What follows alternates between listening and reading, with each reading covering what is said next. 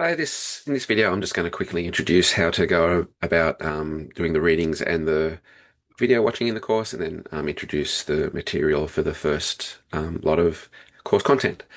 So it's kind of up to students to decide what they want to do in terms of the order of things. There's lecture videos to watch, and there's three readings to do for each part of the content. There's 12 lots of content overall.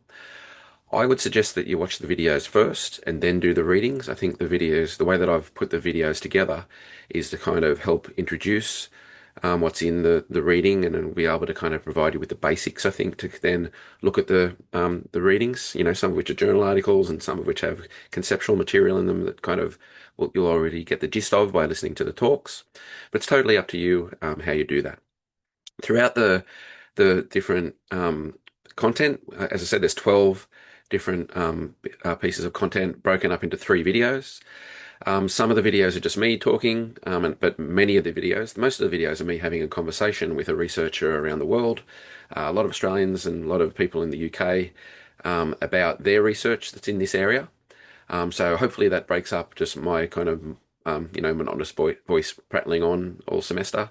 You get the chance to hear a really wide range, I think, of really interesting researchers, and that should help keeping things interesting and engaging, I think. So hopefully that's helpful.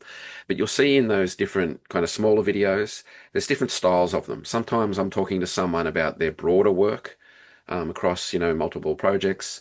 Sometimes I'm getting them to talk about a particular topic. Sometimes I'm getting them to talk about a particular journal article, which will be actually one of the things you have to read. So there's a mix of different ways of doing that. And then sometimes it's just me kind of talking about a topic and introducing things there. So there's different styles of video throughout for you to be engaged with.